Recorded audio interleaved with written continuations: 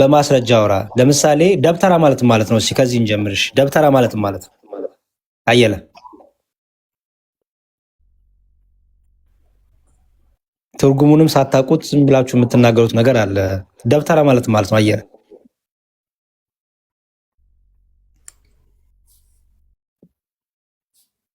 አየለ ሚዩት ላይ ነው። ጊዜ ይፈጃል። እሺ እውነተኛው አለ። ጥያቄ ቀበል ችግር የለውም። እዛው ላይ ጨርሰናል። ጥያቄ ልጠይቅ መዝሙረ ይቅርታ። እሺ ችግር የለውም። ጥያቄ አንተ አቅርብ። ኦርቶዶክስ ነበር ከዚህ በፊት? እሺ አንዴ እሺ ኦርቶዶክስ ሆነ ታውቃለህ ከዚህ በፊት? ጥያቄ አንዴ ላቅርብና።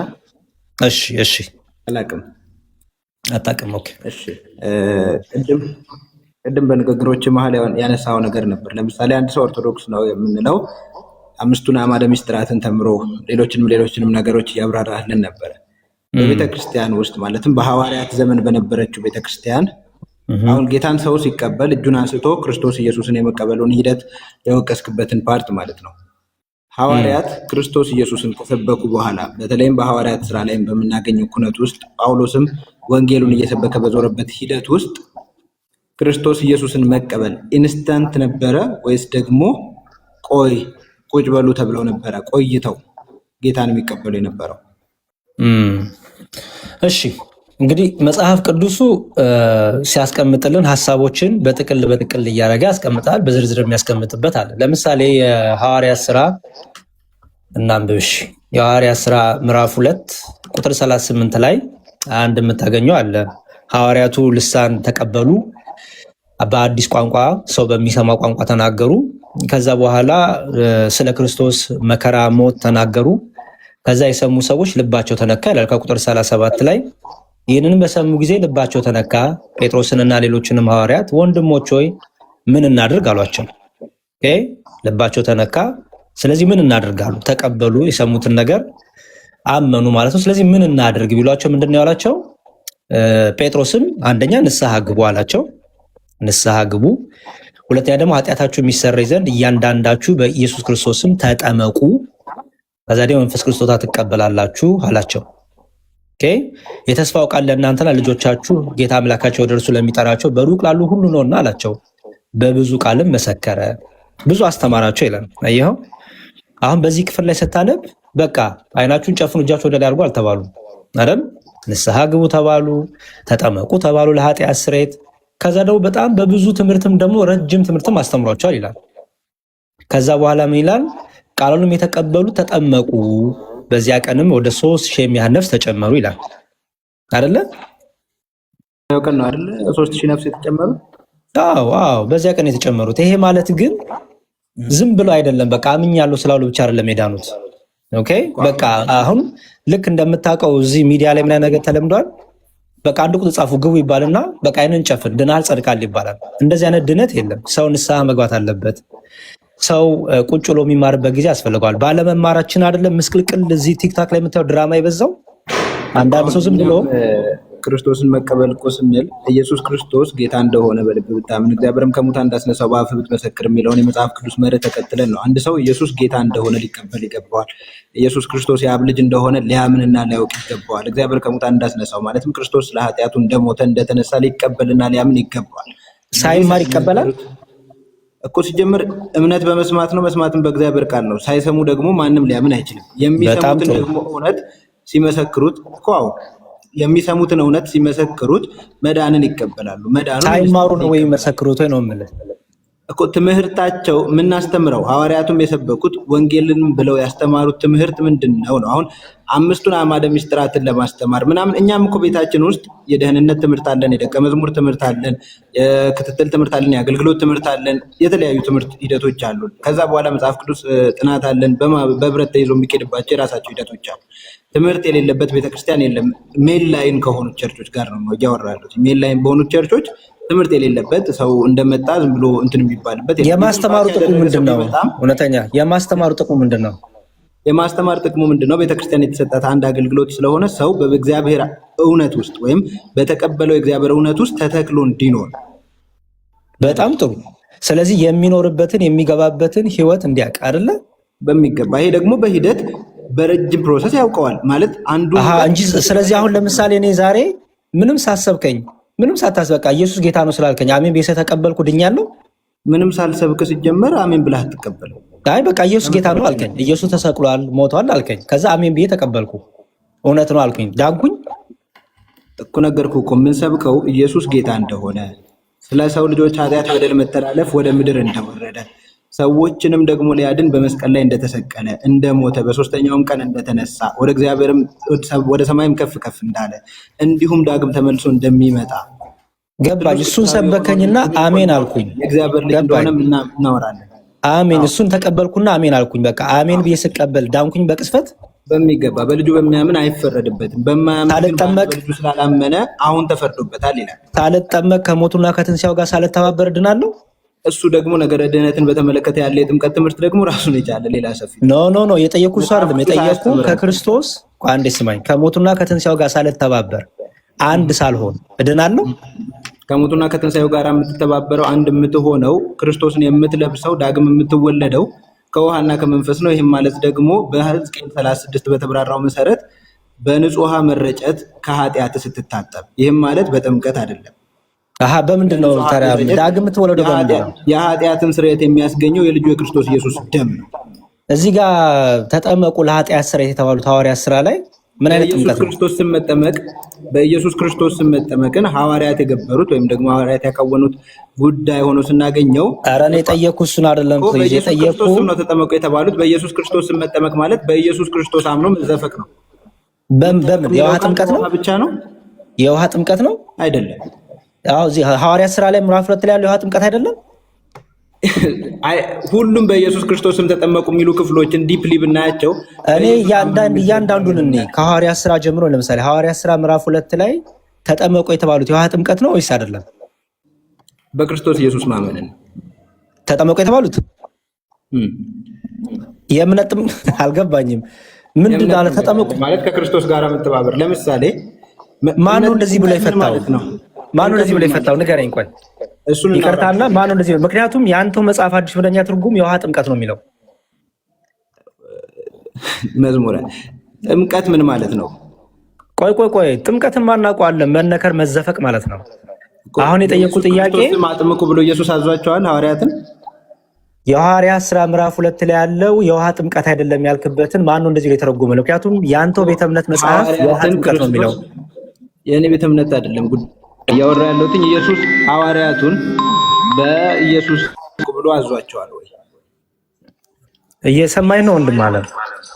ኦኬ ስል ገባ በመሰለኝ ምን ይላል መጽሐፍ ቅዱስ? ጴጥሮስም ንስሐ ግቡ ኃጢአታችሁ ይሰረይ ዘንድ እያነበብኩት ነው። ኃጢአታችሁ ይሰረይ ዘንድ በኢየሱስ ክርስቶስ ስም ተጠመቁ። ምን አይነት ጥምቀት ነው እኮ ላምበው አንዴ። እሺ ይቅርታ መዝሙራ ችግር የለም። እያወራ ያለው ኃጢአት የሚሰረይበትን ጥምቀት ነው። ኃጢአት የሚሰረይ እኮ ምን አይነት ጥምቀት ነው እኮ የጠየቁት? በክርስቶስ ኢየሱስ ደም የሚገኝ ነው። ኃጢአት ያለ ደም አይሰረይም። ስለዚህ የደም ጥምቀት ነው የተጠመቁት። በእምነት ነው ከክርስቶስ ኢየሱስ ጋር የተባበሩት። አዎ በክርስቶስ ውስጥ ተሰወሩ። በውሃ ሳይጠመቁ ከሞቱና ከትንሣኤው ጋር ይተባበራሉ። ከሞቱና ከትንሣኤው ጋር መተባበልን ፐብሊክሊ የምንሰብክበት ወይም ፐብሊክሊ ፕሮክሌም የምናደርግበት ወይ መጠመቃችን ነው። ፐብሊክሊ የምንመሰክርበት። እኔ መመስከር አላልኩም። ከሞቱና ከትንሣኤው ጋር የምትተባበረው በውሃ ጥምቀት ነው ወይስ አይደለም? በዚህም ጥምቀት ከሞቱና ከትንሣኤው ጋር ተባብረዋል፣ ኃጢአታቸው ተሰርዮላቸዋል። ኦኬ። ስለዚህ በሞቱና በትንሣኤው አንድ ሰው የሚተባበረው በውሃ ጥምቀት ነው ወይስ አይደለም? በእነዚህ አውዶች መሰረት በኢየሱስ ክርስቶስ ስም መጠመቅ የሚለው ጥቅስ የውሃ ጥምቀት አይደለም። ኃጢአት የሚያስተሰርይ የክርስቶስ ደም ነው። በጣም ጥሩ። ስለዚህ አንተ እንግዲህ ታዲያ የማን ነው እንደዚህ ብሎ የተረጎመው? ይሄን ትርጉም ከየት ነው ያገኘኸው? ለምሳሌ እዚህ ጋር ያለው ስለዚህ በራስን የተረጎምከው አይደል? ወንድምነት በራስን የተረጎምከው ደም ሳይፈስ ስርየት አለ። የኃጢአት ስርየት የሚገኝበት ደም ነው ወይስ ውሃ ነው? የራስን ትርጉም ነው የሰጠኸኝ መጀመሪያ ነገር። ምክንያቱም የቤተ እምነትን ራሱ መግለጫ ላውጣ ነው። ችግር የለውም። ግን ደም ሳይፈስ ስርየት አለ። የኃጢአት ስርየት በሚገኝበት የውሃ ጥምቀት አይደለም። እኛ ሲጀመር ውሃው ከደሙ የተለየ ነው አንልም። ወንድም አለም ይኸውልህ፣ እኛ ሲጀመር ውሃው ከደሙ የተለየ ነው አንልም። ውሃው ከቃሉ የተለየ ነው አንልም። በክርስቶስ ደም ነው የምታጠምቋቸው ማለት ነው። ውሃው ከቃሉና ከደሙ የተለየ አይደለም። ምክንያቱም ደም ሳይፈስ ስርየት የለም። እውነት ነው። ውሃው ግን ተራ ውሃ አይደለም። ምክንያቱም የአብ የወልድ የመንፈስ ቅዱስ ስም የተጠራበት ውሃ ነው። ደቅ የጌታ አካል የሚያደርገው ውሃ ነው። ወደ ቤተክርስቲያን ንብረት የሚጨምር ውሃ ነው። ለመዳን ነው የምንጠመቀው። ጴጥሮስ ላይ እንደዛ ነው የሚለው። ያ ውሃ አሁን የጠየቅኩ ደም ነው ማለት ነው። የኃጢአት ስርየትን ያስገኛል።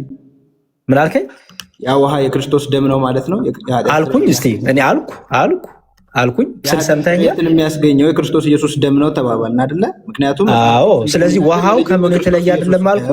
ስማኝ፣ ውሃው ከቃሉና ከመንፈሱ ከደሙ የተለየ አይደለም። ምክንያቱም ደሙም ነው ማለት ነው እኮ። ምን አልከኝ? ቃሉም መንፈሱም ደሙም ነው ማለት ነው። የተለየ ካልሆነ ማን ያለው? ምንድን ነው የምታወራው? አልገባኝም። ማን ያለው? ውሃው አልከኝ። እሺ፣ ውሃው ከቃሉና ከመንፈሱ ከደሙ የተለየ አይደለም አልከኝ። ውሃ ተራ ገላን የምታጠበት ውሃ አለ አይደለ እኮ። ውሃው ከውሃ ስማኝ፣ ቆይ አንዴ። ገላን የምታጠበት ውሃ አለ አይደል? ገላን የምታጠበት ውሃ አለ አይደል? ስለ ጥምቀት ውሃ ነው እያወራን ያለ እኮ። ቆይ አንዴ። ገላን የምታጠበት ውሃ አለ አይደል? ምሳሌ ልሰጥክ ነው። ገላን የምታጠበት ውሃ አለ አይደል? አይገናኙም። አሁን አንተ አንዴ ስማኝ፣ አንዴ ቆይ ስማኝ ፕሊስ። አይገናኙም ከማለት በፊት ስማኝ። ገላን የምታጠበት ውሃ አለ አይደለ? ቤትህ እሺ። የምትጠመቅበት ደግሞ ውሃ አለ አይደል? አዎ።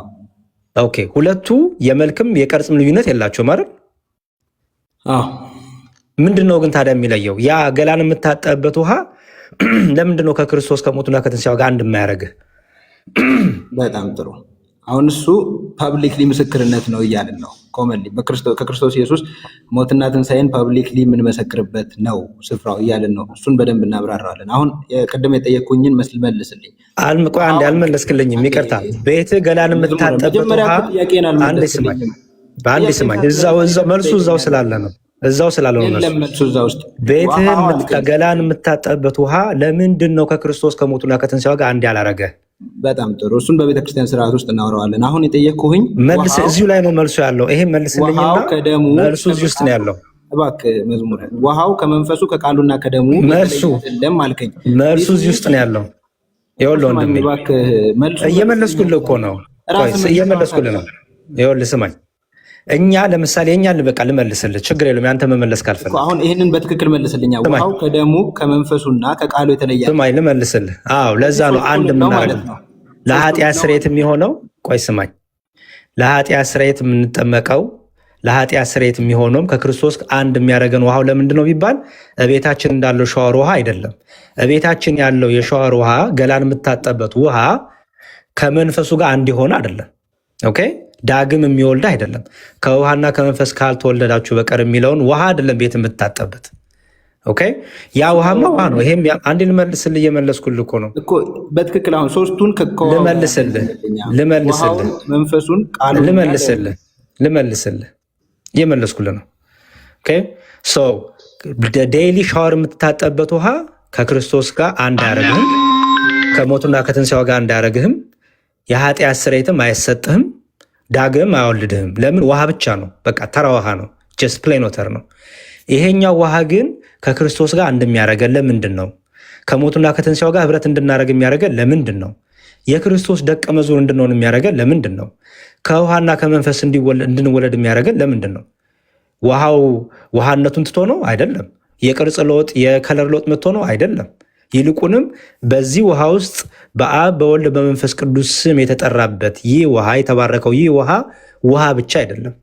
ይልቁንም የእግዚአብሔር መንፈስ ያለበት ውሃ ስለሆነ መንፈስ ቅዱስ ራሱ እዛው ላይ እንዲሁም ሐዋርያት ሥራ ምዕራፍ 2ን ልስጥህ። እዛው ለሚለም አንዴ እየመለስኩልህ ነው። ፕሊዝ ውሃውን አሁን ልመልስልህ፣ ልጨርስ፣ ልመልስልህ ወንድሜ፣ እየመለስኩ ነው። አንተ እኮ መልስ ያልፈለኩ ነው። እስኪ መረጃ ሊከፍት ነው። ያሬዶ ክፈት አንድ ጊዜ እና በትልቁ አርጊው። ኢቱዬ 9 አርጊውና ገስቱን በትልቁ አርጊው። መዝሙረ ጥያቄን ግን ማንን ተመስገን ኮምፒውተር ሊከፍት ነው። 9 አርጊው ገስትሽንና በትልቁ አርጊው። መዝሙረ ያሬድ ኮምፒውተር አንድ ጊዜ ሊከፍትለት። ጥያቄ እንድገምልኝ እስኪ መዝሙረ እባክህ። ይቅርታ ልመልስልህ፣ ችግር የለውም። እየመለስኩልህ ነው። አንተ እኮ ላትመልስ ያልፈለግከውን እኮ ነው እንተው ያልከውን እኔ እየመለስኩልህ። ስለዚህ ልመልስልህ፣ ችግር የለውም። እየመለስኩልህ ምን እባክህ ማለት አያስፈልግም ወንድም አለም። እየመለስኩልህ ነው። ምንድን ነው? ኧረ እየመለስኩልህ ነው። ፕሊዝ ልመልስ ጨርስ። አንድ ጊዜ ብቻ ይክፈትልህ። አንድ ጊዜ መጽሐፉን ይክፈተው ያሬዶ ክፈተው። መጽሐፉን እየከፈትክ እኔ ጥያቄውን ድጋሚ ላስታውስ። ምንም አያስፈልግም፣ ልጨርስና ከዛ በኋላ አንተ ይሄ አልተመለሰልኝም ትለኛለህ። አይመስልም? ይሄ አልተመለሰልኝም ትለኛለህ። በቃ ችግር የለውም። ልጨርስልህና ይሄን ፓርት አልነካኸውም፣ ይሄን ፓርት ጥያቄ የነበረ አንተ ግን አልመለስክልኝም ትለኛለህ። ቀላል ነው። እሺ ትልቁ ላይ ሆኛለሁ ሎክ። እሺ ይኸው የመጀመሪያው የሐዋርያት ሥራ ምዕራፍ 2 ቁጥር 38 ላይ ምን ይላል? ጴጥሮስም ንስሐ ግቡ ኃጢአታችሁ የሚሰረይ ዘንድ እያንዳንዳችሁ በኢየሱስ ክርስቶስ ስም ተጠመቁ። ይህ ጥምቀት ለምን የሚሆን ነው? ለኃጢአት ስርየት የሚሆን ነው። ለኃጢአት ስርየት ስለሚሆን ውሃው ብቻውን የኃጢአት ስርየት ስለማያሰጥ ውሃው ከቃሉ ከመንፈሱ ከደሙ ጋር ህብረት ያለው ስለሆነ የኃጢአት ስርየት ያሰጣል እንላለን። ይሄንን መጽሐፍ ቅዱሳዊ ይደግፈኛል? አዎ ይደግፈኛል። ለምሳሌ የት እንሂድ? እዚህ አንደኛ ዮሐንስ መልእክት ላይ አንደኛ ዮሐንስ መልእክት እንዲህ ይላል። አንደኛ ዮሐንስ መልእክት ላይ ምዕራፍ 5 ከቁጥር 8 እና 9 የሚመሰክሩ መንፈሱ ውሃው ደሙም ሶስት ናቸው፣ ሶስቱም በአንድ ይስማማሉ ይላል። የሚመሰክሩት መንፈሱና ውሃው ደሙም ሶስት ናቸው፣ ሶስቱም በምን ይስማማሉ? በአንድ ይስማማሉ ይላል። ኦኬ። ስለዚህ አስተውሎ ወንድማለም እኛ ጥምቀት ፕሌን ውሃ ነው አንልም። ዕለት ዕለት ገላችን የምንታጠበት ውሃ ነው ማለት። ለዚህ ነው እዚሁ ጴጥሮስ መልእክት ላይም ጥቅሶቹን እያስክ እዚህ አንደኛ ጴጥሮስ ላይም እንዲህ ይላል። አንደኛ ጴጥሮስ ምዕራፍ 3 ላይ እንዲህ ይላል። እሺ ጥቂቶች ይኸው እዚህ ጋር ቁጥር 21 ላይ ይህም ውሃ ደግሞ ማለት ጥምቀት ይላል። ይህም ውሃ ደግሞ ማለት ጥምቀት ምሳሌ ሆኖ አሁን ያድነናል። ኦኬ። ይህም ውሃ ማለት ጥምቀት ምሳሌ ሆኖ አሁን ያድነናል። የሰውነትን እድፍ ማስወገድ አይደለም። ኦኬ። የሰውነትን እድፍ ማስወገድ አይደለም። ለእግዚአብሔር የበጎ ሕሊና ልመና ነው እንጂ ይህም በኢየሱስ ክርስቶስ ትንሣኤ ነው። ይሄ ውሃ ዕለት ዕለት ሻወር የምንወስድበት እድፍ ማስወገጃ ውሃ አይደለም። ለምን? ውሃው ውሃ ብቻ አይደለም። ከውሃ ጋር ምን አለ? ቃሉ አለ፣ መንፈሱ አለ፣ ደሙ አለ። ህብረት ያለው ስለሆነ ይህ እድፍ ማስወገድ ሳይሆን በጎ ሕሊና የሚሰጠን ነው። ዳግም የሚወልደን ነው። ለኃጢአት ስርየት የምንጠመቀው ነው። ምክንያቱም ይላል ያመነ የተጠመቀም ይድናል ይላል። ሰው ደግሞ ኃጢአቱ ሳይሰረይ ድህነት አያገኝም። ስለዚህ አምኖ ሲጠመቅ ድህነቱ ሙሉ ትሆናለች። ምክንያቱም ውሃው ከቃሉና ከመንፈሱ የተለየ የተነጣጠለ አይደለም። ኦኬ። ስለዚህ አሁን እውነተኛ ወንድሜ ማን ነው ስምህ? ይቅርታ በተሰጠው እንትን መሰረት ጥያቄው በመጀመሪያ ደረጃ አልተገኘም። ጥያቄውን ማለት ምን አልከኝ? ወደ ሀሳቡ እንግባና አንደኛ ደረጃ ወደ ሀሳቡማ አንገባም። ይሄን ፍታልኝ አንተ። የሚመሰክሩ መንፈሱ ውሃና ደሙ ሶስት ናቸው የሚለው ምን ማለት ነው? እዚህ ጋር ከሐዋርያት ሥራ ምዕራፍ 2 ጀምሮ እንፈተዋለን። ዮሐንስ ወንጌል ምዕራፍ 3 አንድ ይሄን ፍታልኝ መጀመሪያ። ይሄን ፍታልኝ ወንድም። አንድ ይሄን ፍታልኝ። ይሄን ፍታልኝ። በተሰጠ ጊዜ እያንዳንዱን አብራርተሃል ነበር እንደ እኔም በተሰጠኝ ጊዜ እያንዳንዱን ግን ልክ አንተ እንደጠየቀኝ የጠየቅኩ ነው። ይሄን ፍታልኝ መጀመሪያ አብራራ። ወንድምነት እያንዳንዱን ጥቅስ እናብራራ። ከዛ በኋላ እያንዳንዱ የሚሰጠን ምላሽ ጥሩ። እሺ ዮሐንስ ወንጌል ምዕራፍ 3 ጋር ሄድሽ። እሺ ስትፈታ ግን በምን ፍቺ እንደፈታው ትሰኛለህ። እኔ የአንተኑ መጽሐፍ አውጥቼ አባቶችን አውጥቼ ያሳይሃለሁ። ቀጥል።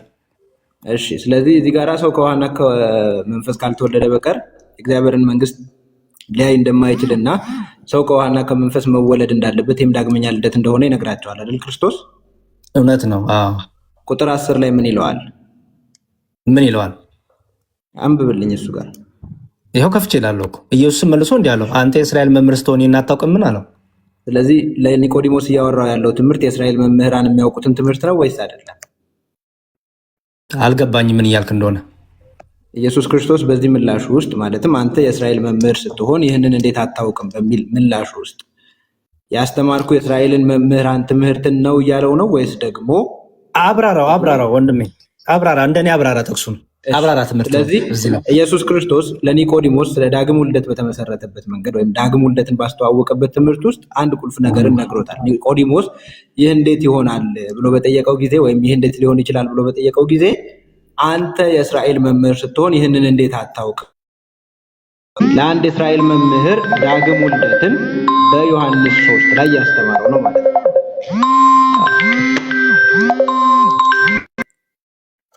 ደወሉ በግሩፕ ኮል ወይ አውራቸው ችግር የለውም። አይ እንትን ነው 3 ሰዓት ላይ ክላስ ስላለን ነው። እሺ ይሄንን ብዬሽ እንትን እላለሁ። ስለዚህ በዮሐንስ 3 ላይ ለኒቆዲሞስ ለፈሪሳውያን ወገን ለሆነው ለዚያ ለእስራኤል አለቃ እያስተማረ ያለው የእስራኤልን ትምህርት ነው። የእስራኤል መምህር ሊያውቀውና ሊያስተምረው የሚችለውን ትምህርት ነው። በእስራኤል መምህራን ዘንድ የሚታወቅ የውሃና የመንፈስ መወለድ ወይም ዳግመኛ ልደት አለ ወይ?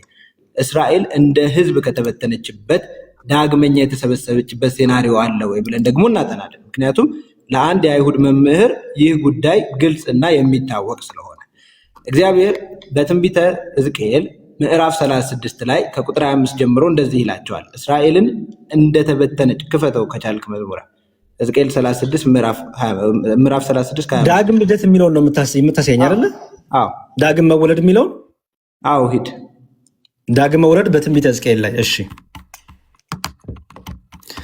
ትንቢተ ሕዝቅኤል ላይ እንዴት ዳግም እንደሚወለዱ ትንቢት አለ ብለኛል። እሺ ቁጥር ስንት ልሂድ? 36 25 ጀምሮ 36 25 24 ጀምሮ እናንብበው። እሺ ከሕዝቡ መካከል አወጣችኋለሁ፣ ከየአገሩም ሁሉ ሰበስባችኋለሁ፣ ወደ ገዛ ምድራችሁም አወጣችኋለሁ፣ ጥሩ ውሃንም ረጭባችኋለሁ፣ እናንተም ትጠራላችሁ፣ ከርኩሳታችሁ ሁሉ ከኃጢአቶቻችሁ ሁሉ አጣራችኋለሁ። ልቀጥል? እሺ ለአያብራራ ነው እንሄድ። አንደኛ እስራኤል በአሕዛብ ተበትና ነበረ። መሬቷ ሁሉ የእርሷ አልነበረም። ሊትራሊ የእግዚአብሔር ሕዝብ እግዚአብሔር እውነተኛ ጥያቄው ዳግም ልደት የሚል ነው። ዳግም ልደት ዳግም መወለድ አንጻር ነው እያወራ ያለሁት። ዳግም መወለድ የሚለው ይሄ ለዳግም ሁለተኛ ልደት ነው ያልክበትን የቱ ጋር ነው ትንቢት ያለው? አሳየኝ። እያብራራሁኝ እየወረድኩኝ ነው እኮ። ስለዚህ እስራኤል እኮ አንተ ሆኗል። 3 ደቂቃ ነው የሰጠኝ። ሪፖርት ይሁን ምን ይሁን አላውቅም። 3 ደቂቃ ኮፕሊንክ አድርጉት። አንድ ጊዜ ያሬዲ ኮፕሊንክ ላስደርጋት። አንድ ጊዜ እውነተኛ ብርሃን ራስሽን እንደዚህ አርጊው። ኢቱዬ 9 አርጊውና ገስቱን 2 አርጊው። ራስሽን 2 ቦታ እዛ ሴቲንግ ውስጥ ገቢና ይሄ ገስቱን ስትነኪው 9 ታረጊዋለሽ እንትኑ። ከዛ በኋላ ራስሽን 2 ታረጊያለሽ። ለታፕታብም ለኮፕሊንክም ይመቻል። መዝሙር ያሬድና አንቺ በትልቁ ትሆናላችሁ ማለት ነው። ያሬዲ አንድ ጊዜ ንገራ 9 ለማድረግ ከዛስ ሴቲንግ ውስጥ ግቢና ከዛ ሌአውት የሚል አለ ግሪድ ምናምን የሚል እንትኖች ያመጣልሻል። ራንኪንግ የሚል ውስጥ ነው አይደለም? ነው ራንኪንግ አይደለም። ሴቲንግ ውስጥ ገብተሽ ከዛ ሌአውት የሚል አለ።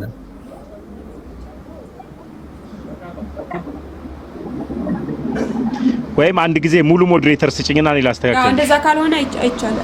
በቃ ወይ ሞዴሬተር ደኦል ከነገስቱ ከነምናም ፉል ሞዴሬተር የሚለውን ስጭኝና አስተካክልሻለሁ። እስከዛ ግን ውዶች የሷን በትንሿን ብትሆንም አንድ ጊዜ ኮፕሊንክ አድርጉላት። አብሪው ገስት የሚለውን አብሪው እዛ ላይ ሞዴሬተር ላይ ገስት ማኔጅመንት የሚለውን አብሪው። ሰጥቻለሁ። እሱን ሰጥተሽኛል። ገስት የሚለውን ነው። ገስት የሚለውን ኦን አድርጊው።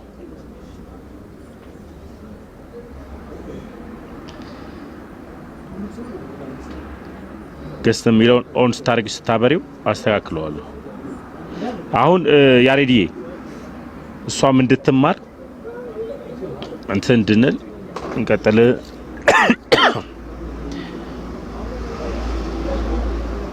አለሽ ደቂቃውን ለቀቀልሽ ወይስ ደቂቃውን? እስኪ አዎ ለቋል። አለቀቀ። እሺ አንድ ጊዜ ገስት የሚለውን አጣሽው ኤሊዬ? ብዙ ነገር እኮ ሴቲንግ ነው ሊሚት ነው። አንድ ጊዜ በትልቁኝና ልንገርሽ ገስት የሚለውን ገስት ይሄ ሞዴሬተር የሚለውን እንደገና ነኪው። ሞዴሬተሩን እንደገና ነስች። ሞዴሬተር የሚለውን የኔን ንኪኝና ንኪኝ እኔን። ከዛ ሞዴሬተር የሚለው ላይ ሁሉንም አብሪው። ሁሉንም አብሪው። ሰማይ አድርጊያቸው። ኦኬ አልበራምሽ። ገባኛው ገብቷል። ሁሉም በርቷል እኮ ገስት የሚለው አዎ መጥሽ። በቃ ያሬድ ይቀጥል። አሁን አንድ ይቀር ነበርሽ። አሁን ገባኝ። እሺ አሁን ቀጥል አንተ። አሁን ራስሽን በትልቁ አድርጊ። አንድ ጊዜ ራስሽን በትልቁ አድርጊ። ኦኬ ራስሽን በትልቁ አድርጊ። አንቺ ስለምትይ ነው።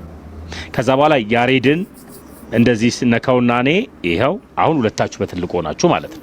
አሁን ቪዲዮሽን አብረተሽ ኮፕሊንክም ታብታብ ማድረግ ያሬዶን ቪዲዮ አብረታ አስተምር። እሺ አለ ወንድማችን። አዎ አለኝ። 3 ሰዓት ላይ ክላስ ይኖረኛል፣ ግን እሱን ስንት ደቂቃ ነው ያለ? 27 ደቂቃ አልፏል ኦልሞስት። እሺ ግን አንዴ 36ን እንየውና አይ በዚህ ጉዳይ ላይ አውርተህ ብቻ የምትሄድ ከሆነማ አውርቼ ብቻ አልሄድም። አንዴ 36ን ክፈትልኝ እዝቅኤልን። እሺ አውርተህ ግን እንዳትሄድ፣ ምክንያቱም እንድታብራራው ስለምፈልግ ጥያቄዎችም ስላለ ነው። እያንዳንዱን እያብራራ ነው እንሄዳለን። እስራኤል የተበተነችበት አውድ ነው ብያቸዋለሁኝ። ሊትራሊ እንደተበተነች ሆና በአሕዛብ ከተማ በአሕዛብ ምድር የተበተነችበት ወቅት ነው ሞር ላይክሊ አውዱንም። አዎ ግን ዳግም ልደትን ነው የምታሳየኝ። ፕሊዝ ወንድሜ እሱ ላይ ፎከስ አድርገህ አሳየኝ። እሺ መዝሙር እኔ አላቋረጥኩም ስታወራ እባክህ። እሺ ምን ይላል? ከአሕዛብ መካከል አወጣችኋለሁ፣ ከየአገሩም ሁሉ ሰበስባችኋለሁ፣ ወደ ገዛ ምድራችሁ መጣችኋለሁ። ይህችን የተበተነችን ህዝብ ኢየሱስ እሺ ይህንን የተበተነ ህዝብ ይህንን ሊትራሊ ዲስትሮይድ የሆነ ማህበር ከተበተነበት መልሰዋለሁ እያለ ነው፣ እንደ አዲስ ማለት ነው። ከዚያስ ጥሩ ውሃን እረጭባችኋለሁ፣ እናንተም ትጠራላችሁ፣ ከርኩሰቶቻችሁም ሁሉ ከጣዖቶቻችሁም ሁሉ አጠራችኋለሁ። ስለዚህ በማምጣቱ ፕሮሰስ ውስጥ ጥሩ ውሃን እረጭባችኋለሁ አለ። ይሄ ጥሩ ውሃ መረጨት ምን ያደርግላችኋል ይላቸዋል? በአሕዛብ ከተማ የነበራቸውን የአማልክት አምልኮ ማለትም ከጣዖቶች ጋር የነበራቸውን ግንኙነት እንዲሁም በአሕዛብ አገራት ውስጥ የነበራቸውን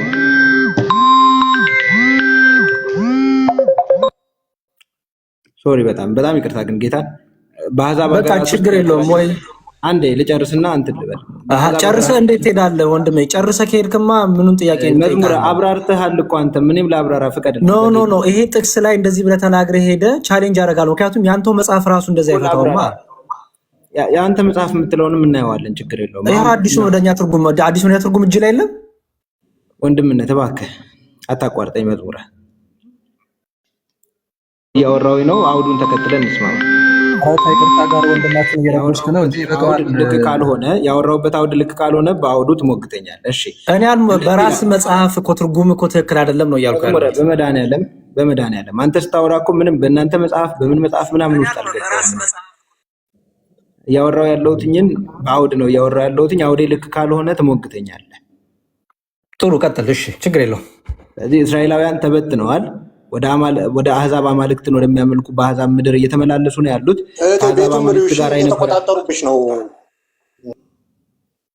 ከአሕዛብ አማልክት ጋር የነበራቸውን ግንኙነት፣ በአሕዛብ ምድር የነበራቸውን እርኩሰት ሁሉ እግዚአብሔር አንድ ነገር አደርጋለሁ ይላቸዋል። በጥሩ ውሃ ረጭቼ ከእርኩሰቶቻችሁ ከጣዖቶቻችሁ ሁሉ አጠራችኋለሁ። ስለዚህ እንደ አዲስ ወደ ምድራቸው ሲመልሳቸው አንደኛው ፕሮሰሱ ምን ነበረ? ከእርኩሰትና ከጣዖቶቻቸው ማጥራት። በምን? በጥሩ ውሃ መርጨት። ሁለተኛ አዲስን ልብ እሰጣችኋለሁ፣ አዲስንም መንፈስ በውስጣችሁ አኖራለሁ። የድንጋዩን ልብ ከስጋችሁ አወጣለሁ፣ የስጋንም ልብ እሰጣችኋለሁ። መንፈሴን በውስጣችሁ አኖራለሁ፣ በትእዛዜም ማስኬዳችኋለሁ። ፍርዴንም ትጠብቁታላችሁ ታደርጉታላችሁም ካለ በኋላ ስሙት እዚህ ጋር ምን እንደሚል። ለአባቶቻችሁ በሰጠኋት ምድር ተበትነዋል፣ እንደዚህ ጠፍተዋል፣ ሊትራሊ ከስፍራው ተወግደዋል። ግን እግዚአብሔር ምን አላቸው? ለአባቶቻችሁ በሰጠኋት ምድር ሕዝብ ትሆኑኛላችሁ፣ እኔም አምላክ እሆናችኋለሁ። ይህንን የእነሱ የእግዚአብሔር ሕዝብ የሚሆኑበትን እግዚአብሔር የእነሱ አምላክ የሚሆንበትን አይደንቲቲ ያጡ ሰዎች ነበሩ። እግዚአብሔር በሁለት ነገር እንደገና ይህንን ግንኙነት አደሰው። እንደገና ከጠፉበትና ከተበተኑበት መልሶ ሕያዋን አደረጋቸው። በምንና በምን? በጥሩ ውሃ መረጨት፣ እርሱም ደግሞ ከርኩሰትና ከጣዖት መጥራት እንደሆነ፣ ከዛ ከመንፈስ መውለድ ደግሞ የድንጋዩን ልብ አውጥቶ የስጋን ልብ መስጠት እንደሆነ አብራርቶ ነገራቸው። ስለዚህ ለአንድ የአይሁድ መምህር፣ ለአንድ የእስራኤል መምህር በጥሩ ውሃ መረጨትን ያውቀዋል። እስራኤል ከተበተነችበት ስትሰበሰብ ከጣዖትና ከእርኩሰት የነጣችበት ስለሆነ፣ ከመንፈስ መወለድን ያውቀዋል። የድንጋዩን ልብ አውጥቶ የስጋን ልብ የሰጠበት ፕሮሲጀር ስለሆነ፣ ስለዚህ ክርስቶስ በሁለቱ መንገድ ወልደሃለሁ፣ እንደ አዲስ መወለድ አለ፣ ዳግመኛ መወለድ አለ እያለ ለኒቆዲሞስ ሲያብራራለት ምንና ምን እያለው ነው? ከርኩሰትህና ከጣዖትህ በመምጣት በድንጋዩን ልብ በማውጣትና የድንጋይ ልብ ምንድነው የስጋን ልብ በመቀበል ውስጥ ዳግመኛ ልደት አለ። ኢንላይትመንት የምንለው ፕሮሰስ ይሄ ደግሞ የስጋን ልብ መቀበል ማለትም ደግሞ በአዲሱ ልብ ውስጥ ክርስቶስን የመምሰልን ፕሮሰስ የሚያስኬደውን የእግዚአብሔርን ጸጋ ሁሉ መቀበል የምንላቸው ማለት ነው። ስለዚህ ሰው በንስሐ በክርስቶስ ኢየሱስ ደም ከኃጢአቶቹ ይጠራል። ከነበሩበት አማልክት ደግሞ ክርስቶስ ኢየሱስ ጌታ እንደሆነ በመመስከር ነፃ ይወጣል። በብሉይ ኪዳን በጥሩ ውሃ መረጨት ብሎ በተምሳሌት በተናገረበት መንገድ በአዲስ ኪዳን አዲስ ልብ ይሰጠናል። በምን? በመንፈስ ቅዱስ ዳግመኛ በመውለድ። ለአንድ የእስራኤል መምህር ጥምቀትን ሊያስተምረው አይችልም። ሊያውም ታውቀዋለህ አስቀድሞ እንዴት አንተ የእስራኤል መምህር ሆነ ይህንን ትጠይቃለህ ብሎ ጥምቀትን ሊያስጠያይቀው ወይም ሊያስተዋውቀው ስለማይችል ማለት ነው። ስለዚህ ቅድም መዝሙር ያሬድ ያልመለስክልኝ ጥያቄ ነበረ። ሶስት አረቋ እንዴ ተው እንጂ እዚህ ላይ ጥያቄ ያለኝ እኮ። ምንድን ነው ጥያቄ? ጌታ ሆይ አንተ ትችላለህ። በነገራችሁ ላይ ጌታ ይችላል። አሜን። ያሬድ ገብተህ ነው? ሌላ ቤት ገብቶ ነው ያሬድ? ቸርች ላይ ገብቶ ነው የሚሆነው። ወንድሞችን ቆይ አይደለም አትውጣ። ቆይ ይቅርታና ሰላም ብያለሁ ሁላችሁንም። ተሜ ነበልኝ እውነተኛ ወንድማችን ዞሮ ስታብራራ ጥምቀት ነው ብለህ ያሬድ አንድ ቁጥር ጻፍ ወይስ ጥምቀት አይደለም? አይ አላብራራውም። በጥምቀት ይጽፋል። አብራርቻለሁ። ሌላ ጊዜ እናወራለን። አይ ጥምቀት ነው አይደለም? ሸሸኸው ውሃ መሆኑን ነገርከንና ጥምቀት የዮሐንስ ወንጌል ምዕራፍ 3 ላይ ቁጥር 3 እስከ 5 ያለው ጥምቀት ነው አይደለም? ዞሮ ስታብራራ ታባርኩላት ኮፕሊንክ አድርጉት። የጥምቀት ውሃ ሳይሆን ከርኩሰትና ከጣዖቶቻችን መጥራት በውሃ መረጨት በተደረገው። ምክንያቱም ክርስቶስ እግዚአብሔር ውሃ አረጫቸዋለሁ ሲላቸው ሊትራል ውሃ ስለሆነ አንድ ወንድሜ ልትወጣ ስለሆነ ማለት ነው። አሁን ሕዝቅኤል ምዕራፍ 36 ቁጥር 5 ላይ ያለውን አይደል የጠቀስከው እኮ እሱን ጠቅሰህ ውሃን ረጭባቸዋለሁ የሚለውን አነሳህና አገናኘኸው። ጥሩ ነው፣ መልካም ነው። ግን ስለዚህ ዮሐንስ ወንጌል ምዕራፍ 3 ላይ ያለው ውሃ ነው አይደለም?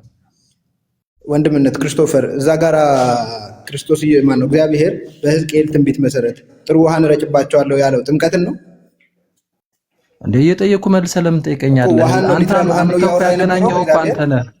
አንተ ያገናኘው አንተ ነህ። ውሃን ረጭባቸዋል። አንዴ ቆይ ተደርበኛ አታውራ፣ ይቅርታ። ንጹህ ውሃን ረጭባቸዋለሁ ብለህ ያገናኘው እኮ አንተ ነህ። መልካም ማገናኘት መልካም ነው አልኩ፣ ችግር የለብንም እኛ። ግን እዛ ጋር ውሃ የሚለው ያንን ንጹህ ውሃ ረጭባቸው ያለ የተባለው ውሃ ነው ወይስ አይደለም ነው ጥያቄ። እንዴት አድርገህ በመጀመሪያ ደረጃ እሱን ለመመለስ እኮ የሚያስችለን በሕዝቅኤል መጽሐፍ ላይ እግዚአብሔር ጥሩ ውሃን ረጭባቸዋለሁ መንፈሴን በውስጣቸው አኖራለሁ እያለ የተናገረው ውሃው ሊትራል ውሃ ነው ወይ ምሳሌው ነው። ስለዚህ እግዚአብሔር በጥሩ ውሃ መርጨት ከርኩሰታችሁና ከጣዖቶቻችሁ አጠራችኋለሁ እያለ የተናገረበት ኩነት ሊትራሊ ውሃን ረጭባቸዋለሁ ወይ ዝናብ አምጥቼ እንደ አዲስ አነጻቸዋለሁ ሊትራል የሚታይ ይሄ ሊኩዊድ የሆነን ውሃ በእናንተ ላይ አፈሳለሁ እያለ እየተናገረ እንዳለ ነው። ስለዚህ እግዚአብሔር በብሉይ ኪዳንም ውሃን ንጹህ ውሃን ረጭባቸዋለሁ ሲል በቃ ስለ ውሃ አይደለም ማለት ነው። አየህ እግዚአብሔር ንጹህ ውሃን ረጭባቸዋለሁ እያለ በንጹህ ውሃ ሳይሆን ግን በሌላ ነገር ነው ማለት ነው። በጣም ጥሩ ተምሳሌቱ ሆኖ ወይም ደግሞ ምሳሌ አድርጎ የሚጠቀስባቸው ጥቅሶች ስለሆኑ በተለይ ደግሞ የጠቀስነው ስለሆነ ወንድማችን ተምሳሌት የሚለው የት አለ?